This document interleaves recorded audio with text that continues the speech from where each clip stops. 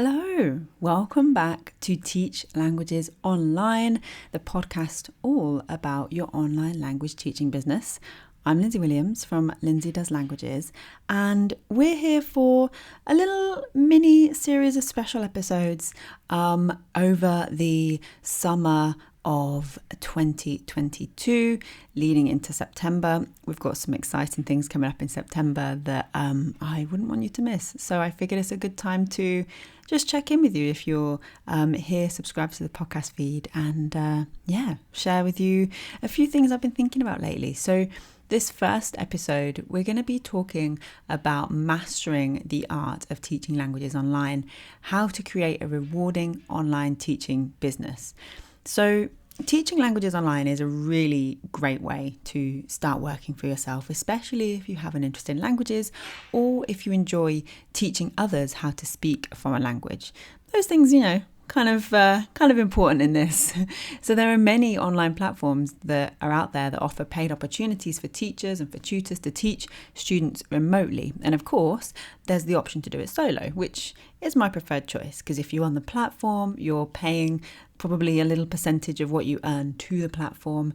You're not really building your own business, your own brand. You're kind of relying on those other places. So, if they were to decide tomorrow, okay, end of business, we're done now, or we're selling to another company or something like that, you don't know how that is going to affect you. Those changes that they can make at any time, because that is their business, could affect you and your own earnings in your business. Whereas if you are in charge of it yourself, you're in charge of your space online, your website, your own marketing, etc., then it's a much stronger long-term option. But to get started as an online teacher, there are several steps that you want to take, and that's what we're going to be kind of talking about today. So the first thing is making the decision to start teaching online, right? Now, as an aspiring language teacher, you may be wondering what the best way to start teaching online is. Are there any benefits? Will it give you a better life than traditional teaching methods? And is it actually worth the time and effort to get certified as an English language teacher? Well, it's important to take into account all aspects of your life before deciding whether or not you should teach languages online. So you want to assess your current situation, determine if teaching online is right for you. So some things you might want to consider, right? What kind of lifestyle do you currently have? Do you want to travel around the world with minimal responsibilities, or would a more stable job be better suited for your needs? Now, whichever way you've answered that, the joys of working online is that you get to adjust your work to fit the lifestyle you want to have. So if you want that freedom and travel, or you want that stability in one place, you can fit your work around the lifestyle that you're craving. How much time do you have available for teaching each week or each month? Do you want this to become your full-time work? And if this number is low, if you're thinking, I only have like 4 hours a month I could dedicate to this, then making enough money per hour will be difficult unless you consider expanding beyond one-on-one live lessons. So think online courses, group programs, digital products, and we cover all of this in the Online Teaching Starter Kit. And I'll be talking more about the Online Teaching Starter Kit later down the line in September. But yeah, there's going to be a very exciting chance to join. So there's so much scope if we go beyond just X number of dollars for X number of hours work, right? That's when we're really limiting ourselves. But when we go beyond that and all these other ways that we can help people and teach people languages that don't require us to be there earning X number of dollars for X number of hours, that's when we're really thinking about building something more sustainable. Okay, next step, setting up your online teaching business. And this might be the bit that feels quite scary for a lot of people, right? If you want to start to teach online, you need to set up an online presence.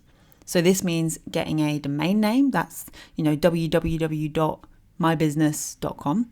It means getting a website, it means getting a blog, probably on that website, social media accounts. And there's two kind of main ways. You can either set up your website with a domain name host, something like Bluehost and WordPress.org, or you can use a sort of all-in-one place service, something like Squarespace. It's completely up to you. There's no right or wrong. It just depends on your own, ability, I guess, with building websites. If you feel kind of nervous about this bit or you don't know anyone that can help you, something like Squarespace gives you that advantage because it's a bit easier to manage. Whereas if you're prepared for that learning curve, you want to know how it all works, then the first option is good too. So, like we said, a domain name then is that address for your site, that URL that people type into the browser to get there. And it costs you a bit per year, something like GoDaddy, Bluehost. If you're stuck on a business name, use your own full name just to get started quickly and easily. And even if, thinking then about social media profiles, even if you don't want to use social media or you have no idea what to share there, it's still worth setting up your handles and securing the usernames associated with your business as soon as you can, because, Google likes websites like Facebook and Instagram. So this helps people to find you when they're searching online for your business name. And this is the scary bit, right? As for what to then share on your website, your social media, that comes a little bit later. To begin with, you just want to get these things existing. And we cover a lot again on this in the Online Teaching Starter Kit. But to begin, just get them set up so you're ready to go. And of course, you'll need to look into specific rules around starting your business depending on where you are. So this varies country to country. I'm not going to go into detail here today. If you're stuck, look around for some local business support. So try libraries, local councils and governments. Sometimes there's free or low-cost business introduction classes. This can be a great way to figure out that stuff that is relevantly kind of localized to you. And then finally, figure out how the finances will work. If this has you feeling kind of sweaty and nervous, then perhaps speaking to a financial advisor or an accountant from the very beginning is a really good idea, because it's just going to ease you in and take that pressure off so you don't feel as nervous or kind of scared about the whole thing. The next thing to think about is getting certified. And this is a really interesting one, because teaching languages online is such a new industry that there's currently no solid regulations about which qualifications people need to do it. You can start to teach online with whatever level feels right for you. And I've got a video about this on YouTube, which I'll link to in the show notes. As long as you are honest and open with your students and you feel comfortable, then go for it.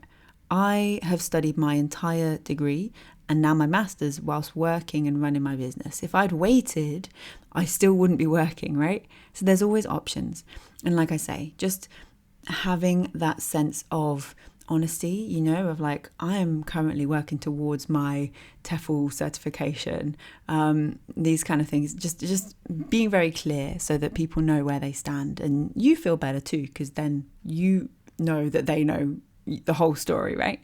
So yeah, it's a funny one, because you can start as long as you're honest. But that said, getting certified can be a great way to help ensure your success as an online language teacher, because it ensures potential students that you're qualified, you've got the proper credentials to teach language learners, whether they're children or adults.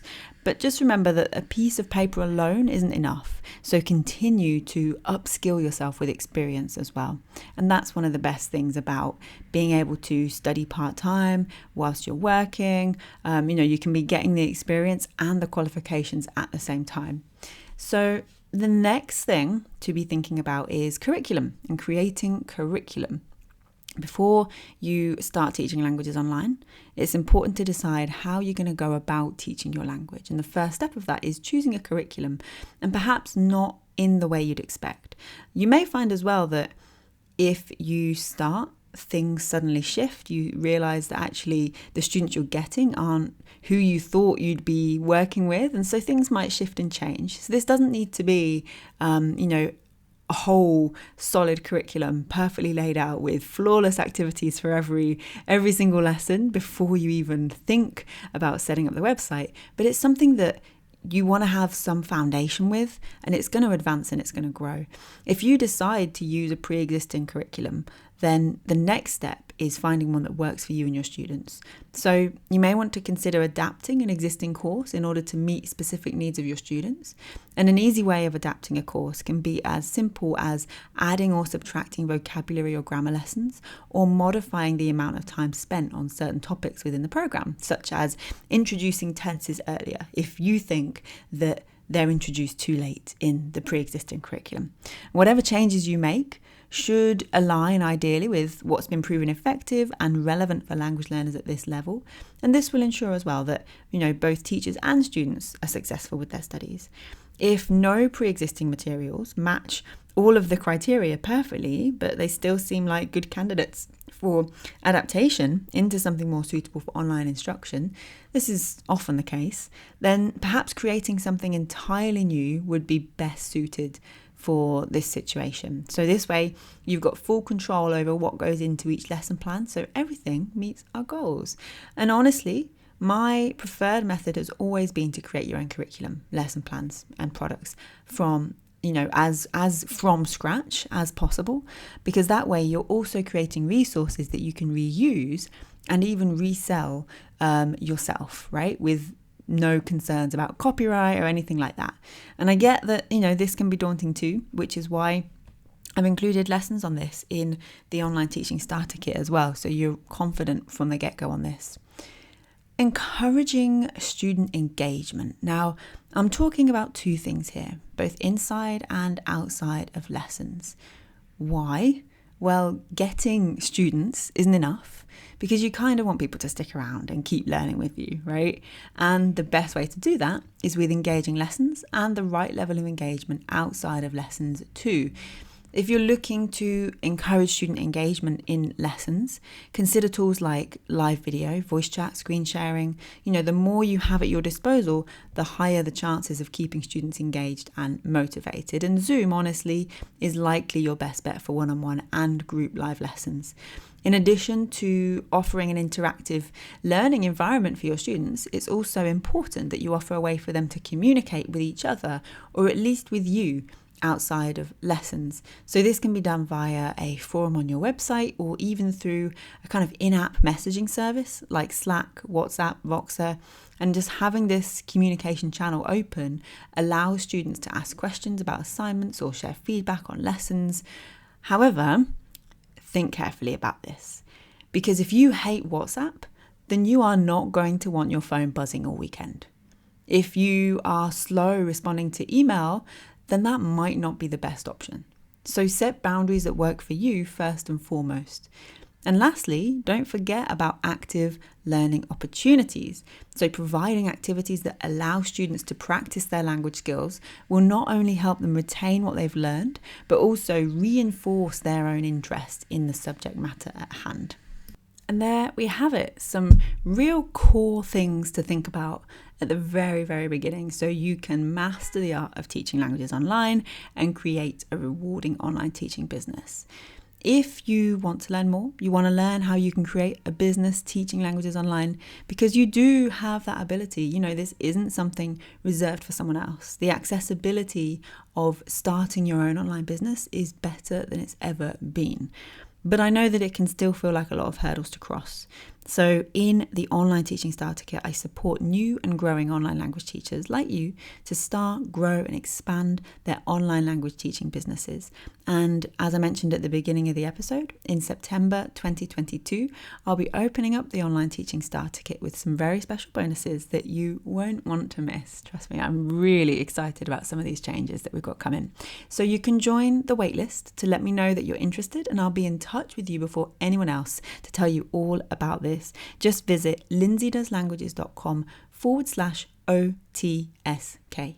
That's Lindsay, LINDSAY, doeslanguages.com/OTSK. All right, I am looking forward to the next episode. If this is the first time you're listening to the show, be sure to subscribe, because there's a few more episodes coming up in this special season. And I'll see you then. All right. Thank you. Bye.